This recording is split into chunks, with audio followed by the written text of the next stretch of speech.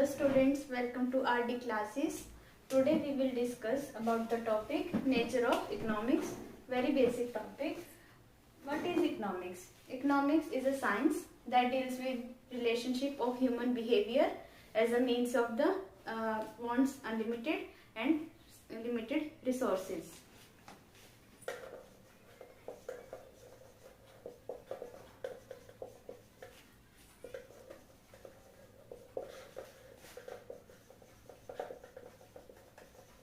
जो हमारी वॉन्ट्स होती हैं वो हमारी अनलिमिटेड होती हैं और अपनी अनलिमिटेड वॉन्ट्स को मीटअप करने के लिए यानी कि फुलफिल करने के लिए जो हमारे रिसोर्सेज होते हैं वो हमारे स्कैर्स होते हैं और लिमिटेड हम बोल सकते हैं।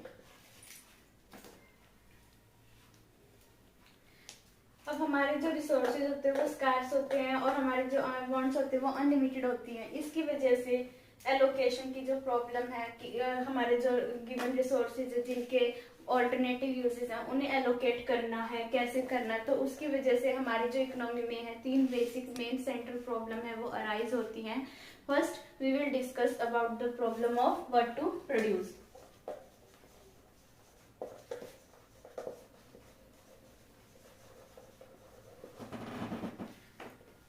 What to produce that deals with the quantity of goods. It means कि how much to produce and what type of goods should be produced.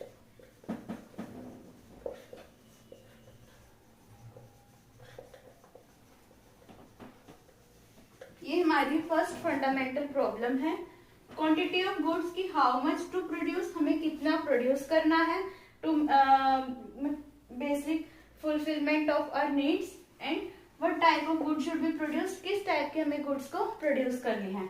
अब हम इसे एग्जाम्पल की तरफ से समझते हैं कि हमें मान लो दो गुड्स हमारे पास। फर्स्ट गुड है हमारे पास वॉर गुड्स, सेकंड हमारे पास consumer goods.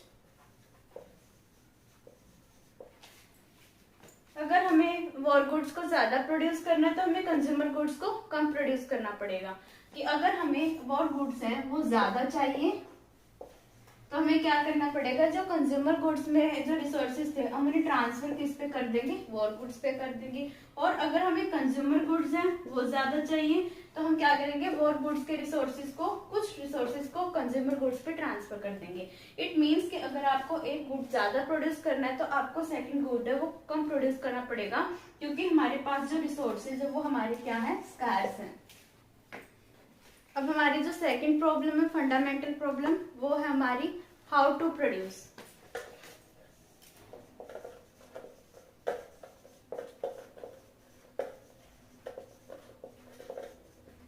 How to produce it relates with the choice of the production techniques, कि हमें कौन सा प्रोडक्शन मेथड है वो हमें अप्लाई करना है।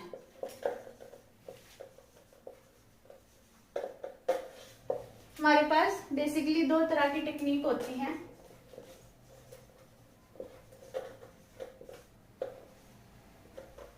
फर्स्ट है हमारी उसमें labour technique, labour intensive technique. Labour intensive technique वो टेक्निक होती है जिसमें हम लेबर का ज्यादा यूज करते हैं in compare to the capital, और हमारी जो कैपिटल इंटेंसिव होती है उसमें हम कैपिटल का ज्यादा यूज करते हैं, लेबर का हम कम करते हैं। अब एग्जांपल लेते हैं कि हमें इरिगेशन करना है। इरिगेशन अगर हम देखें कि इरिगेशन है हम मतलब ट्यूबवेल्स के थ्रू कर सकते हैं या मशीनरी के थ्रू कर सकते हैं। तो अगर हम इरिगेशन है ट्यूबवेल्स के थ्रू करते हैं यानी कि मैनुअल लेबर का अगर काम है तो हम लेबर ज्यादा यूज करेंगे, वो लेबर इंटेंसिव टेक्निक होगी। अगर आपको मशीनरी से इरिगेशन फैसिलिटी की एक्सपेंशन करनी है तो हम उसमें कैपिटल का ज्यादा यूज करते हैं। Let us take example of India. India है वो एक डेवलपिंग कंट्री है जहाँ पे बहुत सारी पॉपुलेशन यानी कि चीप लेबर है और कैपिटल है वो हमारे यहाँ पे मतलब कि एक्सपेंसिव है। अगर हम कैपिटल से कंपेयर करें, लेबर से कंपेयर करें तो कंट्री के ऊपर डिपेंड करता है कि उसे कौन सी टेक्नोलॉजी यूज करनी है। जहाँ पे ज्यादा लेबर होएगी वहाँ लेबर इंटेंसिव टेक्निक को हम लगाएंगे, और जहाँ पे कैपिटल हमारा चीप होता है वहाँ हम कैपिटल इंटेंसिव टेक्निक को यूज करते हैं। थर्ड प्रॉब्लम है हमारी वो है for whom to produce.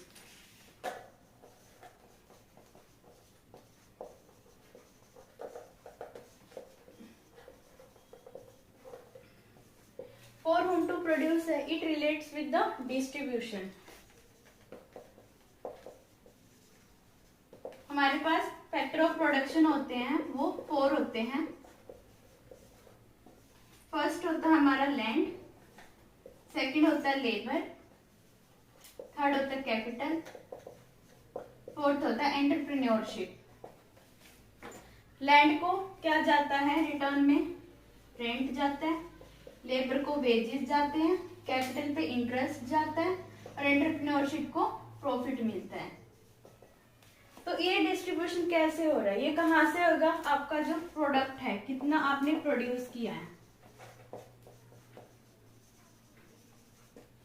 Distribution है वो फेयर है या नहीं है वो भी मैटर करता है। अगर डिस्ट्रीब्यूशन आपका फेयर होता है तो यानी कि वहां पे आपकी डेवलपमेंट हो रही है, और अगर डिस्ट्रीब्यूशन है वो अनफेयर होता है तो यानी कि यहाँ पे सोशल जस्टिस नहीं है। जो डिस्ट्रीब्यूशन है वो फेयर होना चाहिए। एक इकोनॉमिक अगर इकोनॉमी है ग्रो भी कर रही है अभी डेवलपमेंट, तो वहाँ फेयर होना चाहिए। बट हमारी अगर हम रियलिटी में देखें तो हमारा जो डिस्ट्रीब्यूशन है वो अनफेयर होता है। जितना ज्यादा डिस्ट्रीब्यूशन अनफेयर होगा उतना ही वाइड और गैप जाता रहेगा पुअर और रिच के बीच में। तो जो रिच पीपल होते हैं वो ज्यादा कंज्यूम कैसे करते हैं, क्योंकि उनकी परचेजिंग पावर होती है वो ज्यादा होती है, तो वो ज्यादा शेयर है जो कंज्यूम कर लेते हैं। और लोअर पीपल हैं, जो लोअर इनकम ग्रुप के पुअर पीपल हैं, उन्हें वो कम गुड्स मिलते हैं। क्यों मिलते हैं, क्योंकि उनकी परचेजिंग पावर कम होती है, उनके पास इतना पैसा नहीं होता। तो जो शेयर है नेशनल प्रोडक्ट का अगर हम देखें ऑलमोस्ट वो रिच पीपल्स के पास जाता है। अब हमारी जो फोर्थ प्रॉब्लम है वो हमारी रिसोर्सेज हैं जो हमारे इफिशिएंट यूटिलाइज्ड हैं कि नहीं है।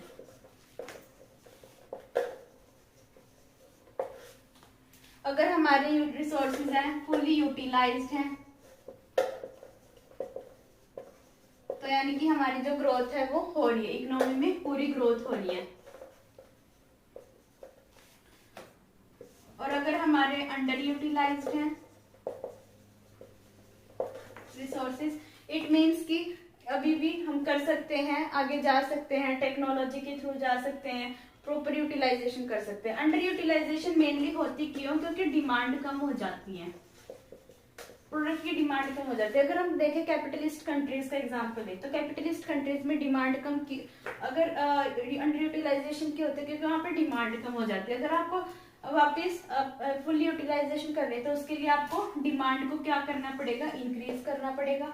डिमांड इंक्रीज कैसे होगी, इन्वेस्टमेंट के थ्रू होएगी।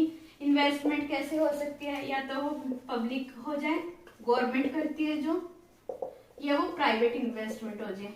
बट अगर हम बिजनेस साइकिल की बात करें तो डिप्रेशन में जो इन्वेस्टमेंट होती है वो गवर्नमेंट करती है, क्योंकि वहां पे प्राइवेट कोई भी नहीं करता, वहां पे उन्हें प्रॉफिट नहीं नजर आता, तो गवर्नमेंट को इन्वेस्टमेंट करनी पड़ती है to push up the economy to the stage of recovery. इसके बाद हम देखते हैं कि हमारी जो प्रोडक्टिव कैपेसिटी है वो इंक्रीज हो रही है, डिक्रीज हो रही है या कांस्टेंट है। अगर हमारी प्रोडक्टिव कैपेसिटी है वो इंक्रीज हो रही है, इट मीन्स कि हम यूटिलाइजेशन कर रहे हैं रिसोर्सेज की, हम गुड्स ज्यादा प्रोड्यूस कर रहे हैं, सेम रिसोर्सेज का यूज करके ज्यादा गुड्स को प्रोड्यूस कर रहे हैं, तो हमारी इट मीन्स कि हमारी इकोनॉमिक ग्रोथ हो रही है। सिमिलरली अगर हमारी प्रोडक्टिव कैपेसिटी कम हो रही है तो इट मीन्स कि हम यूटिलाइजेशन फुल नहीं कर रहे हैं रिसोर्सेज का, उस वजह से हम गुड्स को कम प्रोड्यूस कर रहे हैं और हमारी इकोनॉमिक ग्रोथ है वो डिक्लाइन हो जाएगी। Over a period of time देखते हैं तो उसमें हम इकोनॉमिक ग्रोथ देखते हैं। अब हम डिस्कस करेंगे पॉजिटिव साइंस इकोनॉमिक्स और एक होती है नॉर्मेटिव। जो पॉजिटिव साइंस है ये थ्योरेटिकल नेचर है इसका,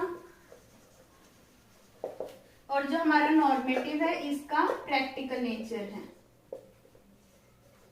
थ्योरेटिकल मीन्स कि इसमें वो सारे के सारे लॉज आ जाएंगे, प्रिंसिपल्स आ जाएंगे जो किसी भी इकोनॉमिक वेरिएबल को क्या करेंगे, डिटरमाइन करेंगे।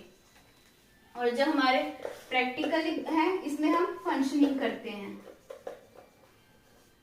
आई रिपीट, थ्योरेटिकल है, इसमें हम क्या करते हैं, जितने भी हमारे इकोनॉमिक वेरिएबल्स को लेकर, चाहे वो इनकम है, चाहे वेजेस है लेबर की, या फिर प्रॉफिट वगैरह, वो कैसे डिटरमाइन हो रहा है, उसके लिए कुछ लॉज बने हैं, कुछ प्रिंसिपल्स है। इकोनॉमिक थ्योरी बहुत सारी होती है, तो उसमें जो डिटर्मिनेशन का काम होता है वो थ्योरेटिकल का होता है, और नॉर्मेटिव में क्या होता है कि प्रैक्टिकल यानी कि फंक्शनिंग करते हैं। मान लीजिए एग्जाम्पल लेते हैं इनकम, एक मॉडल है, उसमें इनकम को कैसे डिटरमाइन कर रहा है, वो काम है पॉजिटिव साइंस का।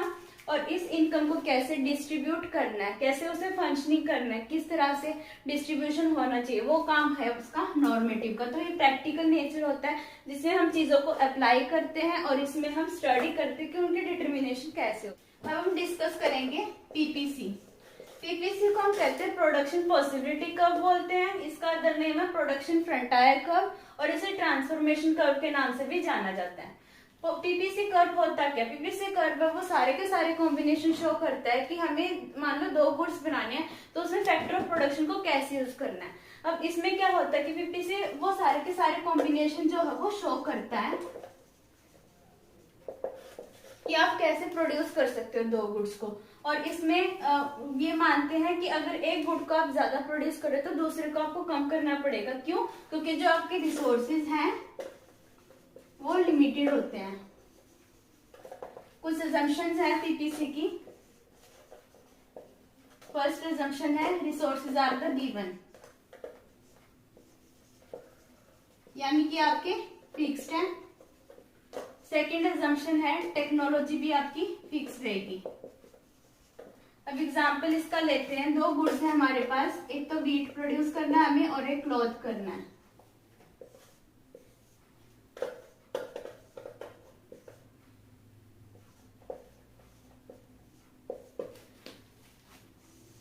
Late understand with the help of the diagram. X axis पे वीट है और वाई एक्सिस पे आपका क्लॉथ है।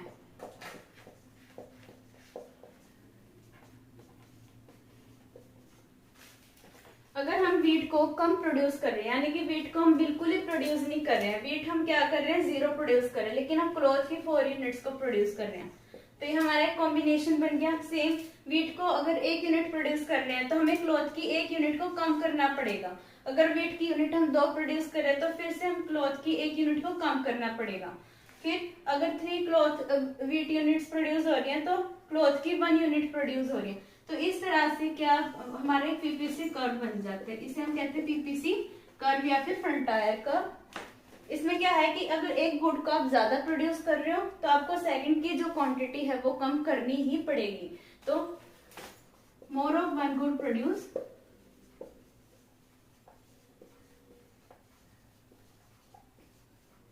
Less of other good produce.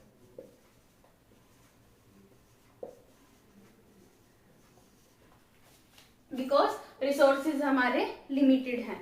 यहाँ से ट्रांसफॉर्मेशन कर्व, इस कर्व को इसलिए कहा जाता है क्योंकि आप एक गुड को ज्यादा प्रोड्यूस करने के लिए दूसरे गुड के रिसोर्सेज को उसमें ट्रांसफर कर देते हो। तो जिस गुड को आप ज्यादा प्रोड्यूस कर रहे हो यानी कि आपको दूसरे वाले के ट्रांसफर करने पड़ेंगे रिसोर्सेज। मान लो अगर आप यहाँ पे 1 वीट प्रोड्यूस कर रहे हो, आपको 3 वीट क्लॉथ प्रोड्यूस करनी है, तो आपको वीट की यूनिट है वो कम करनी पड़ेगी क्योंकि आपको क्लॉथ ज्यादा चाहिए। अगर आपको वीट ज्यादा चाहिए तो जो क्लॉथ में आप रिसोर्सेज लगाए थे उन्हें कम करके आप ट्रांसफर कर देते हो वीट की प्रोडक्शन में। तो ये हमारा होता है पीपीसी कर्व। पीपीसी